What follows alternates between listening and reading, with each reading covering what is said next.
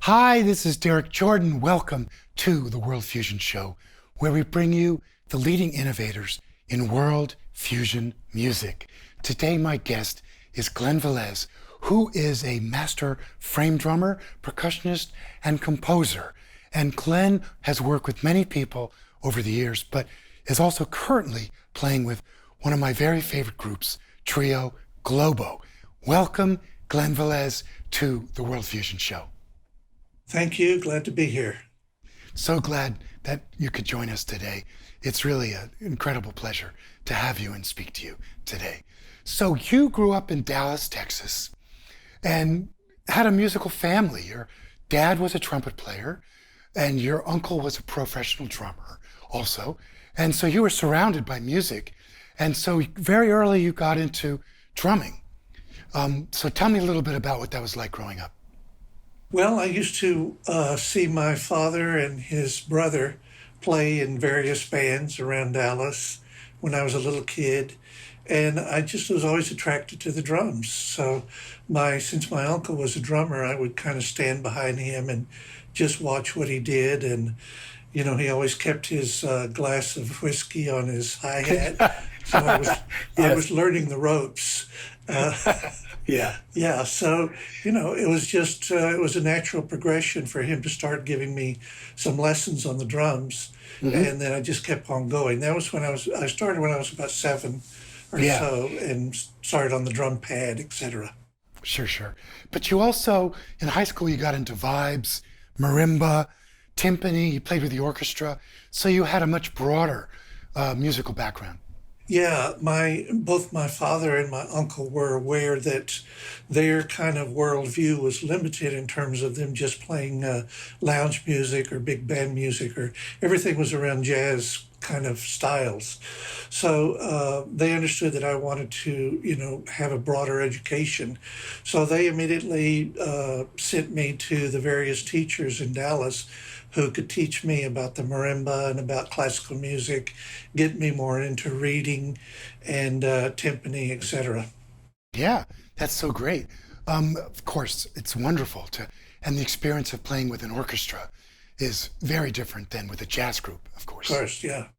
Yeah. You were very inspired by some jazz players, of course, like Coltrane. Who else inspired you?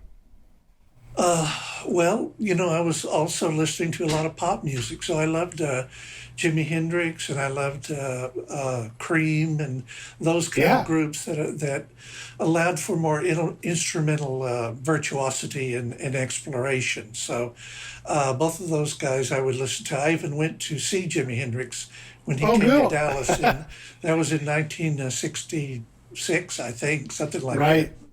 I saw Jimi Hendrix too at Madison Square Garden. I was a huge fan of Jimi Hendrix, but also of the Beatles, and I know you were into the Beatles too. And that's, I think in some ways, how I got initially interested in world music, world fusion, because of their use of the sitar in Norwegian wood and other explorations that they did. But I think that was important for you also. Yeah, definitely. It was the first time I became aware of the sound of Indian instruments, and then as soon as I heard them, then I started to explore, you know, LPs that had Ravi Shankar and Ala Raka and the guys that were initially available here in America. Right.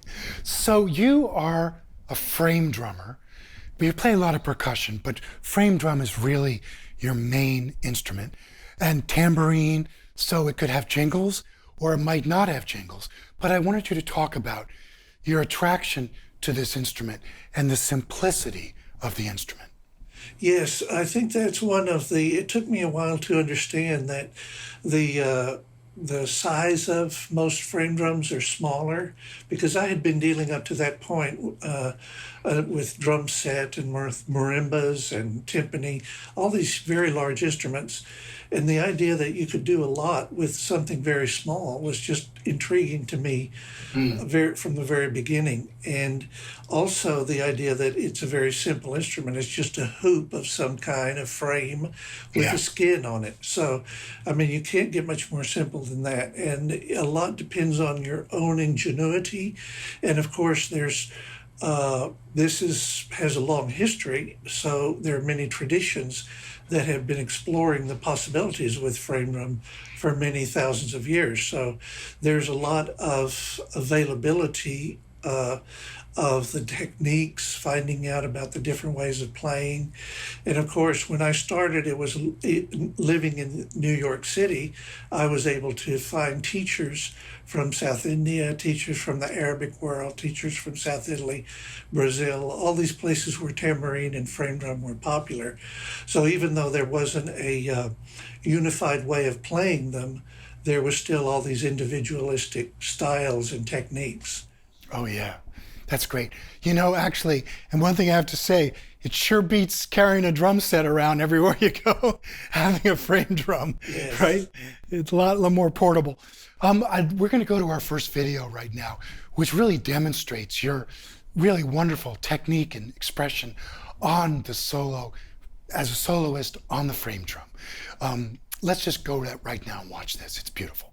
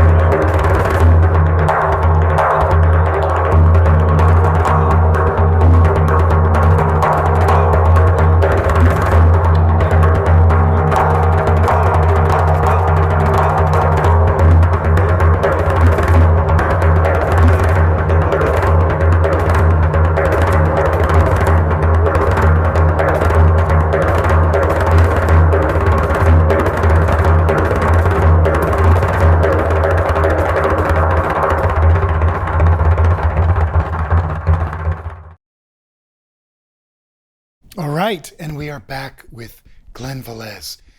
That was fantastic, and it's wonderful to see all the articulation that you get with your fingers, and it's obviously a lot of technique there. Must take a lot of practice to learn this. Yeah, well, I enjoy it so much. It's so satisfying. The sound of the drum really comes back at you, and the vocalizations that I'm doing internally are very Mm. helpful to me to organize all the rhythms and all the sounds. Oh, yes, I'm sure. So you've worked with so many people. We can't really talk about them all, but you did work with Steve Reich back in the 70s, doing mallets with him. I think that was something that was important in your development, right? Yes, because not only did I enjoy the music, and I think the music is really wonderful, but the other players were very influential because I met two guys who, in that period in the early '80s, late '70s, were already studying Indian music at Wesleyan. So they were the ones that kind of steered me to the teachers that I could get started with it because I'd always wanted to study it ever since I'd been listening to it in high school, but Yeah. I didn't have a chance to, connection with it. So they were the ones that kind of steered me in that direction. Yeah. So you spent a lot of time in New York in your early years, and you work with a lot of people, but you've also traveled quite a bit to other countries to explore frame drumming. Do you want to tell us a little bit about those travels? Yeah, the first place I went after studying the various styles, and I knew that I wanted to go to some places and see what it was like in the context of the cultures. So the first place I went was Egypt, and I hooked up with some drummers there, and they took me around to the weddings that were an important part of their gigs. They would Yeah. do like 4 or 5 weddings a night, Yeah, like yeah, right. Saturday night, running from one to another. But there, I would see how the techniques and the sounds, how it blended with the instrumental music that was be playing, seeing Yeah. how the dance component, how that was so important. And so that kind of taste of what the traditional cultures, how they use the instruments, that was very important. And also seeing some of the different varieties of regional techniques that were going on in Egypt, for one place. Right, that's great. You also went to Morocco, right? Yes, Morocco, the same thing. I hooked up with there were some classical music players there that they have a small tambourine called the tar, and it has its own special technique. So, I hung out with them and hung out with just the people in the Marrakesh Square that were playing frame drum, and the snakes were, Yeah, they yeah. would play and the snakes would wiggle around and stuff. So that was also an important contextual thing that I experienced. Yeah, I found a lot of wonderful street musicians. Really surprisingly wonderful. Yeah, Yeah. in my travels. Okay, so you have some new CDs coming out. One is your second CD with the Master of Frame Drums that's Yes. coming out soon, but Yes. also a new CD with Trio Globo, which is one of my favorite groups. And that one also features your wife, Laura Kotler. So we are going to go to a Trio Globo video next. But do you want to say something about Trio Globo? Yes, well, this was, of course, this is Howard Levy and Eugene Friesen and myself playing percussion. And the beauty of that group is just that we're not only, very into our individual instruments, but we're also into expanding what's possible on the instrument. And all of us are really devoted to that idea that each of these instruments, the frame drum, the cello, and the harmonica, have many, many capabilities that are still waiting to be explored, and we're eager to do that. So we have that connection, and we also have the connection, like we were talking about before. We all grew up around the same time in the '60s, and when Indian music and even some Middle Eastern music came to be uh, available in the United States. So we all turned on to that at that point, and then have kept up our interest and our devotion to learning more about that. Yeah, well, I have to say, in full disclosure, we've had Howard Levy on the show and also Eugene Friesen. Yes. So now I've got you, so we've got all three. I'm pretty psyched that we have all three of you guys. Great. It's really great. So let's go to this video now, which is a beautiful tune by Trio Globo.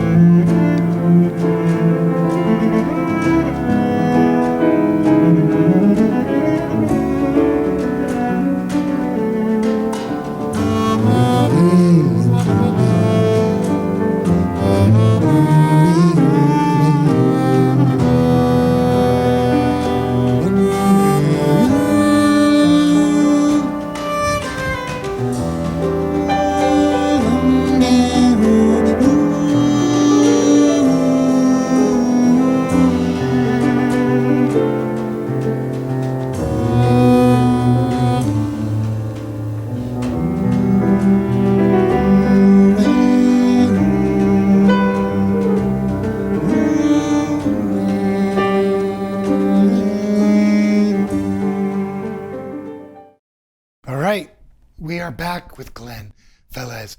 Hey, Glen, that's just fabulous. I love that tune. It's such a gorgeous piece. Now, you've done a lot of special collaborations, and I just want to talk about some, if you would. You've worked with Coleman Barks, who is a Rumi translator and scholar, and you've played with him a bunch. Also, with dancers in Santa Fe and stuff. I want to talk about some of those unusual collaborations.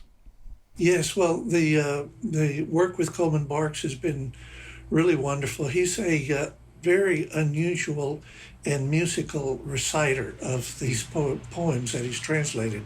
So Rumi is, has a lot of subject matter that's very interesting, not only about spirituality, but about spirituality and music and how they connect.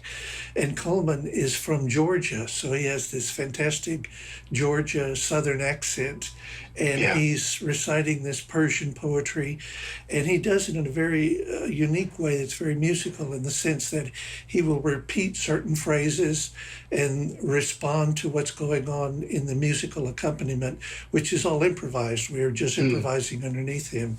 And so there's this give and take that's unusual in the context of accompanying someone who's speaking. So that's really satisfying. And then Zuleika is a dancer that also participates in that experience. So there's movement, there's music, and there's the recitation. And I think it comes out in a very full way as an experience for the audience. Yeah, I'm sure it does. I'd love to see some of that. I'd love to go to our next video, which is with a duo with you and your wife, Loire Kotler. She does a very dynamic vocal rhythmic expression. And do you want to set that up for the audience, please? Yes, she does what is called konakol or solkatu, and this is South Indian rhythm language.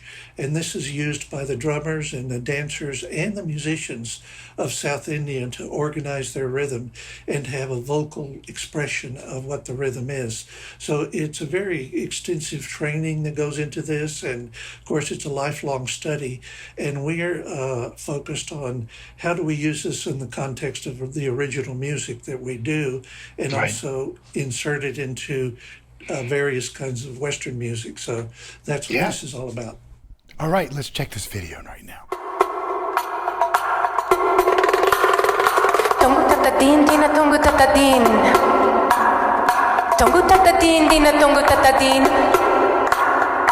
Tongu tatadin, dina tongu tatadin. Tongu tatadin, talanga dari giri dari giri dari talanga dari giri dari giri dari tun. Talanga dari giri dari giri dari tun. Talanga dari giri dari giri dari.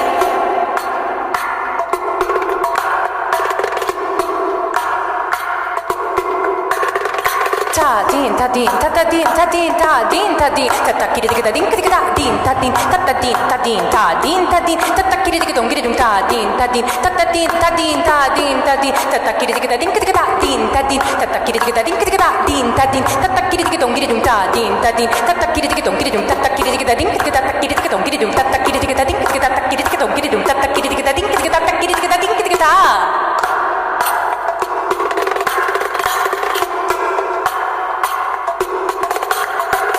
Tongu tatadimi tongu tongu tatadimi tongu tatadimi tongu tadit tadina tongu tatadimi tongu tadit tadina tongu tatadim tadit tongi dik dari giri dik thakri dik dari giri dik dari giri thakri dik dari giri dik dik dik dari giri dik dari giri dik dik dari giri dik tongi dik dari giri dik dari giri tongi dik dari giri tongi dik dari giri dik dari giri tongi dik dari giri dik tongi dik dari giri dik tadit tongi dik dari giri dik thakri dik dari giri dik talang dinna dinna din thakri dik dari giri dik tadit tongi dik dari giri dik thakri dik dari giri dik talang dinna dinna din thakri dik dari giri dik tadit tongi dik dari giri dik thakri dik dari giri dik talang din thakri dik dari giri dik talang din thakri dik dari giri dik talang dinna din talang dinna din talang dinna takutinna din takutinna din takutinna din giri dik dari giri dari giri dari giri takutinna din takutinna din takutinna din ta giri dik dari giri ta giri dik dari giri ta giri dik dari giri takutinna din takutinna din takutinna din ta di giri dik dari giri ta di giri dik dari giri ta di giri dik dari giri tong giri dik dari giri ta tong giri dik dari giri tong giri dik dari giri ta tong giri dik dari giri ta tong giri dik dari giri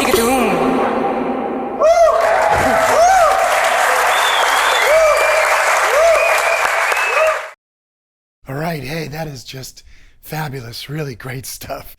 I'm sure that's going to be a ear-opening experience for our audience. I'm so glad you could share that. Yes. Glen Velez, I just wanted to say thank you so much for joining us today on the show. It's just been great to have you share your music and your love of drumming and rhythm with our audience. Thank you. Thanks for having me. All right, great. And now we're going to go to the part of the show where we play together.